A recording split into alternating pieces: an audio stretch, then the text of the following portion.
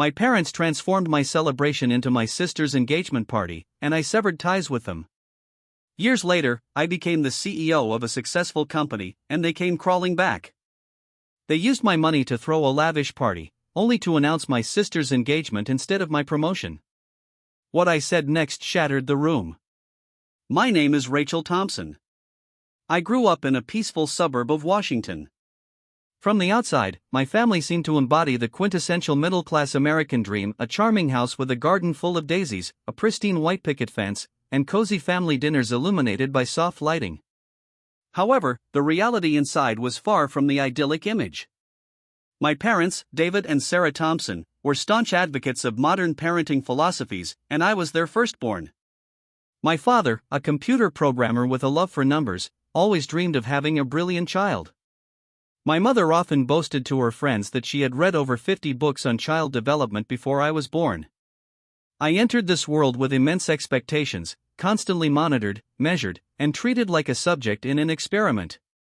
When I turned 3 and still couldn't count to 20 or write my name properly, my mother's disappointment was palpable. "David, I don't think she's learning as quickly as we anticipated," she said, her voice laced with concern. "We need to intervene early so we don't miss the critical window." My father merely nodded, but I remember the way he looked at me that day, as if I were a math problem with an incorrect answer, unworthy of further exploration. My younger sister, Emma, was born when I was 4, and everything shifted in our household. My mother seemed to transform into a different person. Every room was filled with educational toys, emotion flashcards, and advanced learning tools typically found in elite educational institutions. I vividly recall one afternoon when I was quietly assembling a tower of blocks in the corner of the living room. My mother walked by, glanced at me, and remarked, "Emma is only 8 months old and already responding to 3-step commands. You just keep playing." Emma received a musical high chair, interactive books, and a private tutor before she turned 2. Meanwhile, I was given pre-printed workbooks, a dull pencil, and daily reminders that I needed to work harder to succeed. At 8, I placed second in the school-wide art competition and brought my painting home, brimming with excitement. My mother looked at it and said, "Well, Emma read an entire chapter book today." My father didn't say anything, he was busy assembling a logic puzzle for Emma downstairs. I learned not to expect anything: no compliments, no encouragement, no proud expressions. Gradually, I faded into the background of my own family, always present but never truly acknowledged. The breaking point came in the fall of the year I turned 12. I had always cherished my own room, the upstairs one with a window overlooking a small grove behind our house, where morning light streamed through the curtains in gentle rays. I loved that room, it was the one place where I felt completely myself. One evening, as I was finishing my homework and preparing to hang a new drawing on the wall, Emma barged in and announced, "Mom says I'm moving in here. This room is bigger, and I need space for my new study area." I stared at her, thinking it was a joke. "No," I replied firmly. "This is my room." Emma shrugged and walked away. Everything changed within 24 hours. When I returned home from school, my belongings had been moved to the smaller room near the laundry area. Emma's name now adorned the old room, which was filled with modern learning tools and a sleek white desk. I stepped into the new room, which felt cramped and cold. The bed was pushed against the wall, and the desk was too small to hold my books and a lamp. I stood there, fists clenched, sobbing silently. "Mom!" I called out. "Why would you do this? That was my room. I've had it since I was little." She didn't even turn around. "You're older now. You should learn to make way. Emma needs it more. Don't make a scene, Rachel." I didn't respond. I stepped back, shut the door, and sat on the edge of the bed. The light from the hallway filtered through the gap under the door, pale and strange. For the first time, I felt it clearly. Despite being the firstborn, I was treated like an afterthought in that household. By the time I reached my senior year of high school, Emma had become the center of attention. She was now a top student at a prestigious private school, driven around in a brand new SUV, and receiving private tutoring twice a week.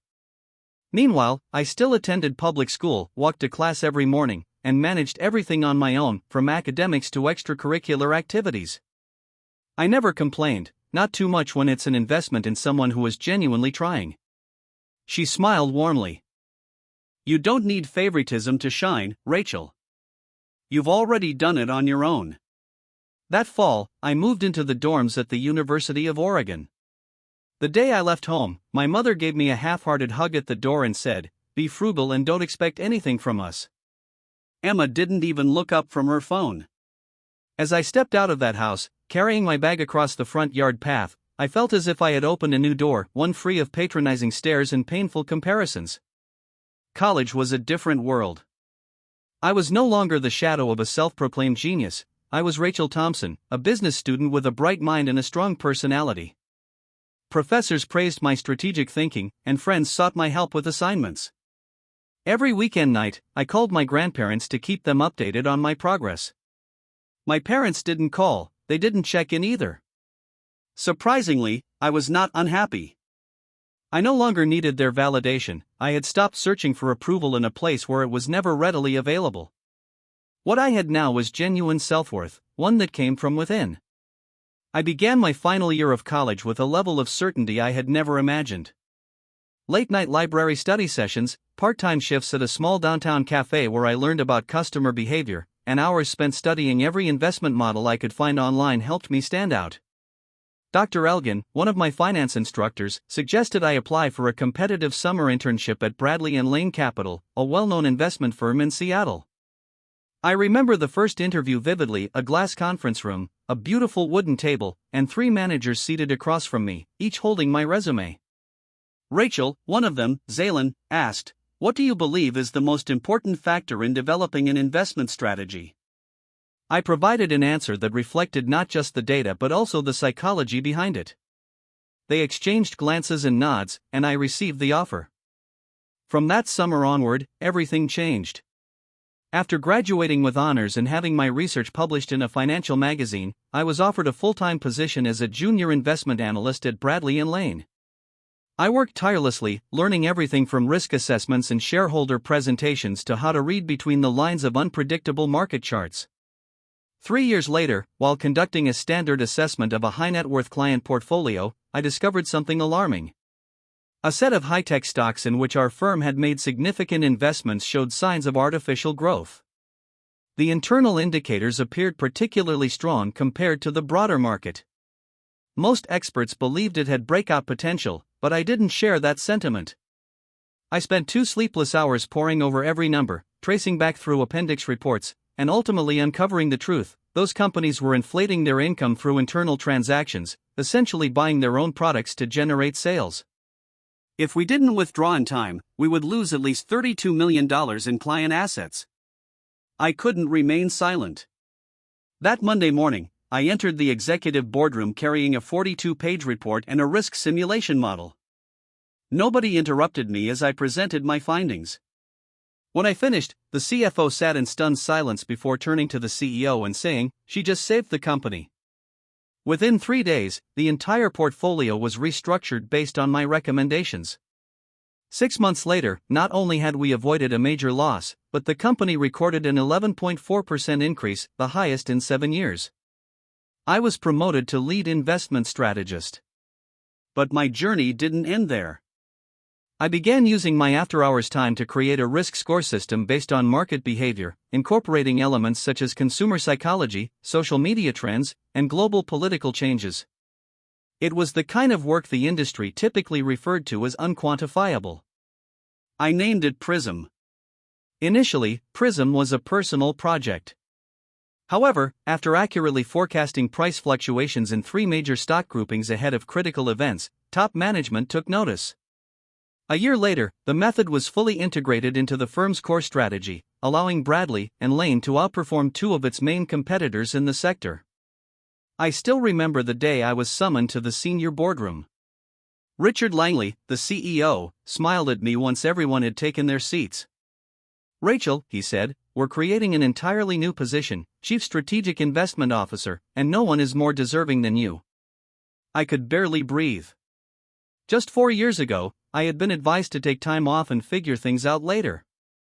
This role was more than just a title, it was proof of everything I had overcome, from being the overlooked child in my own home to being the one at the helm of a multi-million-dollar company's boardroom. That evening, I didn't celebrate with champagne or a party. Instead, I visited my grandparents' house event, not with grandeur but with a small, loving gathering of individuals who had supported me. My grandparents, a few close friends, and a couple of trustworthy co-workers were all I needed. When I relayed the idea to my mother, she promptly suggested, "You should let us host it. Do it at home. Make it more intimate. The family can also reunite." I hesitated, but she added, "You only need to send the money for catering and decorations. I'll handle the guest list and everything else." Skeptical but hopeful, I believed that after all these years, this would be our chance to start anew. I transferred $3,500 to her account without further inquiry. A week later, when I arrived at the old house in Salem, where I had grown up in the shadow of Emma, I never expected to walk into such a brilliantly organized affair. The mansion was more lavishly furnished than I had imagined. White orchids adorned the dining tables, silky golden ribbons wound up the staircase, and the aroma of delicious meals filled the air. I spotted my grandparents at the small bar, chatting with a few family members. Emma descended the stairs in a stunning crimson satin gown, her face flawlessly made up. I didn't recognize the tall, polished man walking beside her. As people gathered around, just as I raised my glass to speak, my mother stood up, smiling. "Dear family," she said, "we're here today not just to reconnect but to celebrate something truly special. Emma and her boyfriend, Andrew, are officially engaged." Cheers and applause erupted. I stood frozen, turning to my mother. Her glance swept over me as if I were merely another paid guest at a banquet. As I stepped forward to speak, my father grasped my wrist like a period at the end of a sentence. "Don't ruin this," he urged, his voice sharp as steel. "If you make a scene now, don't expect anything else from this family. No contact, no inheritance, nothing." I released his hand and took a deep breath. Part of me wanted to escape and let them drown in their own charade, but the other part, which had spent too long in the shadows, refused to remain silent. I returned to the center of the room, raised my champagne glass, and said, "Excuse me, everyone. May I have just a moment?" All eyes turned to me, and Emma paused mid-step. My mother's brow furrowed.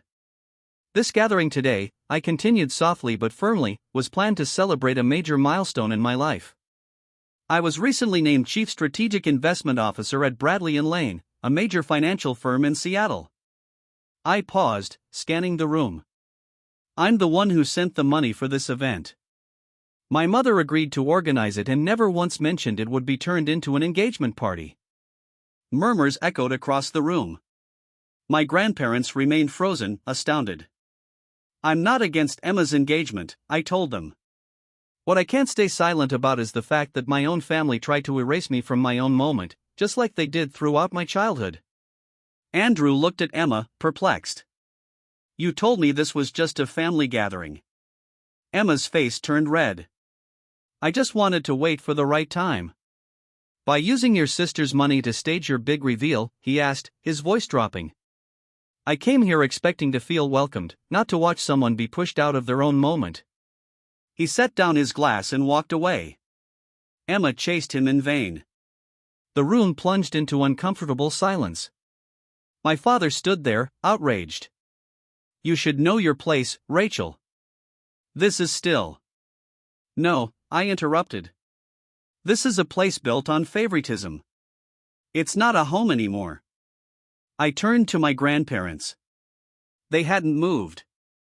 Grandma Helen's eyes sparkled, and Grandpa Arthur took my hand as I approached them.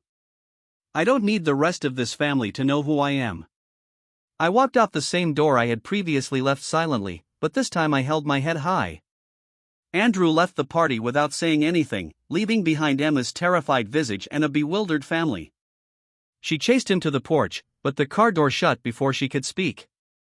The Mercedes taillights faded behind the trees, leaving the room silent after it had been filled with laughter. Emma returned, her tears quickly replaced by anger. "You've always been jealous of me. You can't stand seeing me happy, so you destroy everything." I stood still, not replying. For the first time, I wasn't hurt, I was just sick of hearing the same tired blame repeated like a broken record. Emma, Grandma Helen said, her voice calm but firm, you made your own choices. Don't blame the consequences on your sister. Claire burst into tears as her pride crumbled. She ran up the stairs, her red dress resembling a bleeding stroke on a collapsing canvas. My mother stood in the middle of the room, her lips trembling, while my father turned away silently. My pulse raced as I grasped my purse and looked at my grandparents. I never asked for this. I don't need the inheritance, I said. We know, Grandpa Arthur replied, smiling. And that's exactly why you deserve it more than anyone. I glanced around the house, which had once felt like a wound but now served as a stage for the truth to be revealed. One by one, family members rose from their seats, avoiding my gaze as if they had just awakened from a bad dream. Nobody stopped me when I turned to leave. I stepped outside, the spring night breeze caressing my cheeks and carrying the familiar scent of apple blossoms from the backyard. I heard the door close behind me, but this time it didn't crash shut. It was the culmination of years of endurance. On the walk back to my grandparents' house, Grandma Helen reached out and lovingly grasped my hand. You don't have to fight to prove yourself anymore, Rachel, she once told me. Now you get to just be. I looked at her with stinging eyes. I had never felt so calm, not because of money or recognition, but because for the first time, I chose myself over seeking acceptance from those who never truly wanted to see me. 3 years have passed since that night when I walked out of my parents' house for the last time, carrying the truth, agony, and power I had no idea I possessed. I never looked back, nor did I feel the urge to. Throughout those 3 years, I dedicated myself entirely to my work at Bradley & Lane. Every early morning before dawn, every tranquil night on the 19th floor, I was there fine-tuning strategies, updating the Prism algorithm, listening to the market, and leading my team beyond previously insurmountable obstacles. When Richard Langley, the existing CEO, announced his retirement, no one expected him to choose me as his replacement.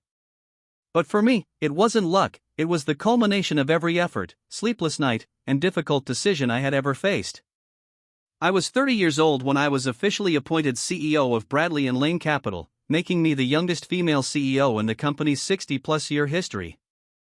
The announcement took place in the main hall, with camera lights flashing and every seat filled with shareholders. I stepped on stage not to dazzle but to represent a new generation, one that doesn't have to be born into grandeur to make its mark. After the lecture, I took out my phone and called my grandparents. I did it! I exclaimed, my voice brimming with enthusiasm. Grandpa Arthur laughed on the other end, and Grandma Helen spoke words I will never forget, you've always been worthy, Rachel, from day one. Meanwhile, 40 miles away in Salem, where I grew up, not much had changed. Emma was now 27. She no longer wore her engagement ring and struggled to find steady employment. Andrew had left that night, and her life became a series of failed attempts. She dropped a fashion course because she felt overwhelmed and tried being a content creator but quit because no one understood her style. Eventually, she moved back in with our parents, into the room she had taken from me. I haven't interacted with my parents since that night.